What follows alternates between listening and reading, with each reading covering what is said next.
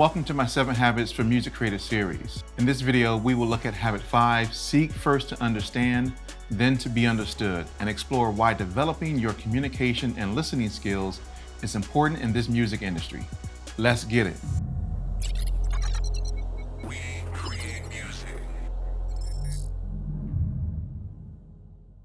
I'm B. Vaughn, and this is video number 7 in our 7 Habits of Highly Effective Music Creators series. On this channel, we discuss relative music industry topics, provide practical information and resources, and we share tools to help further your music career. If any of these areas interest you, take a moment to subscribe to our channel, hit the like button, and turn on notifications as it helps us to rank higher and make this type of content more available to other music creators like you.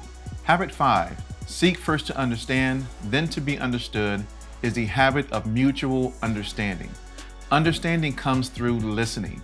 By seeking to understand others first before expressing your views, you become a person whom others can trust. One big thing to consider is how your paradigms, we talked about that a little while ago, how your paradigms can get in the way of listening. Your own biases and beliefs can shape the very way you listen and interact with someone.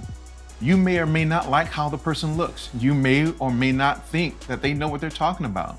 You may or may not care about what the person is actually talking about. All of these things can get in the way of listening and understanding. So before you can even listen effectively, you have to have the ability to diagnose before you prescribe. What does that mean? Diagnose before you prescribe. Well, let's suppose, for example, you walked into an optometrist's office complaining of headaches and slightly blurry vision. How comfortable would you be if the optometrist said, immediately, right off the bat said, you know what, here, try these glasses. I think that this prescription right here is just what you need. What's wrong with this scenario? You know, it's obvious. We wouldn't trust an optometrist or any other professional who prescribed anything before truly diagnosing what is really going on. Before we trust the prescription, right? Before we trust the prescription, what they are offering, giving us, we have to have the ability to truly diagnose first. This is true in any situation, but sadly, we usually don't really listen with the intent to understand. We just don't. We listen with the intent to reply. We listen to prescribe before diagnosing. This happens through making assumptions and jumping to conclusions, which humans do all the time. Attacking the speaker's views or imposing our own viewpoints onto the other person, or defending our own conclusions, or just merely listening with the intent to reply. You know what, hey, they said this to me, I just want to reply back. I don't care what they're saying. No, we have the ability to interrupt our own commentary, complete the sentences for them. We jump to either agreement or disagreement. We give advice, we ask probing questions that the speaker may not really want to answer. We take the story away from them and make the story our own. Covey calls these types of responses autobiographical responses. Autobiographical responses come from your own point of view, from your own perspective, your own experiences, your own story. In some situations, autobiographical responses may be appropriate, such as when another person specifically asks for your help and they are seeking your viewpoint on a particular situation, or when there is already a very high level of trust in that relationship. This is a crucial skill within the music industry, as you'll be interfacing with all types of people. How do you expect to have productive meetings with your manager, attorney, A&R, business manager, music executives, and more, if you are not skilled at effective communication? If you truly want to be an influential person, you must first be influenceable. What this means to you is that you must learn to give yourself both your attention and your empathy in order to fully understand somebody else. All right, so before we proceed any further with this great content, take a moment to subscribe to our channel, hit the like button, and turn on notification as it helps us to rank higher, and once again, make this type of content more available to other music creators just like you. Covey defines the most effective type of listening as empathic listening. Empathic listening is listening with the intent to truly understand. I mean, to truly understand the other person. So in order to really understand what someone is saying, you need to get inside the other person's frame of reference. You need to see the world the way that they see it, through their lens. There are skills that are needed to achieve empathic listening. But Covey cautions that these skills are only a fraction of what is truly needed to understand another person's frame of reference. We also need to have the true desire to understand the other person and have built up credit in their emotional bank account. I talked about that, right? If you haven't seen it, go back and check out our video, Private to Public Victory, where I talk about the emotional bank account, right? So you have to have enough trust. Trust has to be built up in order for you to tap into that emotional bank account and to build that high trust. Empathic listening is hard to do. Oh man, it is hard to do because we are not trained to listen with empathy. We're not trained to put ourselves aside to really listen to someone else. Empathic listening means getting over ourselves, our needs, our opinions, and essentially the attachment that we all have to me, to ourselves. Here are some great guidelines to start practicing empathic listening. Number one, be attentive, be interested, be alert, and not distracted. Be in the moment with that person. Create a positive atmosphere through your nonverbal behavior and body language. Be a sounding board. Allow them to bounce ideas and feelings off of you while assuming a non-judgmental and non-critical manner, right? Position. Don't go into the conversation being judgmental or being critical. Really listen to what they have to say. For the next one, don't ask a lot of questions. This can give the impression that you're trying to grill them or interrogate them or that they're in the hot seat for something.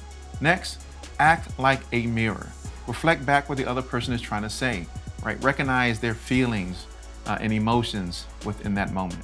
Next is do not discount their feelings by using stock phrases like we mostly do anyway in every conversation that people have. Well, it's not that bad. Oh, you'll get over it. You'll feel better tomorrow, right? Don't try to downplay how the person feels or what they're saying because it is important to them in that matter. Next is don't let them hook you in. That is real easy to do because this can happen if you get angry and upset, allowing yourself to get involved in the argument or passing judgment on the other person. Next is to indicate that you're listening by providing brief, non-committal, acknowledging responses such as these. I see. Okay, right? So those work. Just don't overly use them where it's obviously that you're not truly paying attention to the conversation or to what the other person is saying. Next is to give nonverbal acknowledgments such as head nods, facial expressions, right, that match your body language, open and relaxed body expression, giving them good eye contact. All of those things, we call those attending behaviors, right? You are in the moment with that particular person. Next is to really be in the moment with them as I just stated, but open up the conversation so that they're able to tell you more. Using phrases like, tell me about that, or I'd like to hear more about that. It's a statement that is involving more detail, but you are not taking the story away from them. It is still their story, their perspective. Next is follow good listening ground rules, such as don't interrupt. Often we like to interrupt, often because we are listening with the intent to reply. So we want to go ahead and state whatever it is that we really want to say. Next is don't change the subject or move into a different direction. Once again, it is not your story. Don't rehearse in your head what you're going to say. Don't think about it. Listen to the other person. Don't interrogate, don't teach, don't give advice. But do reflect back to the speaker what you understand and how you are comprehending what he or she is saying through their feelings and the words that they're saying as well. Take a look at this hilarious video example that illustrates the importance of empathic listening. It's just, there's all this pressure, you know? And sometimes it feels like it's right up on me and I can just feel it, like literally feel it in my head, and it's relentless. And I don't know if it's gonna stop. I mean, that's the thing that scares me the most, is that I don't know if it's ever gonna stop. Yeah. Well, you do have a nail in your head. It is not about the nail. Are you sure? Because, I mean, I'll bet if we got that out of there... Stop trying to fix it. No, I'm not trying to fix it. I'm just pointing out that maybe the nail is causing... You always do this. You always try to fix things when what I really need is for you to just listen. No, see, I don't think that is what you need. I think what you need is to get the nail See, you're out. not even listening now. Okay, fine. I will listen. Fine. It's just...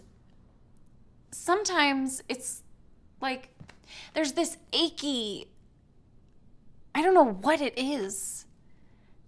And I'm not sleeping very well at all. And all my sweaters are snagged. I mean, all of them. Yeah, that sounds really hard. It is. Thank you. Ow! Come on, if you would just... Don't! Remember to practice these guidelines of empathic listening the next time you have an important conversation. And it doesn't have to be with somebody in the music industry. It could be with a spouse, a friend, right? These apply in every areas of your life. When you regularly practice empathic listening, you'll be sure to notice an improvement in your relationships with others. Now, if you'd like to learn more about empathic listening, get the 7 Habits of Highly Effective People book. I know I didn't go into crazy super detail. There's a whole lot more that goes into empathic listening, but if you want to know, pick up the book. Before we move to our next video, Habit 6, Synergize, take a moment, hit that like button. Make sure to subscribe to our channel and turn on notifications so that you can be notified of when we drop new content. And I'll see you in the next video.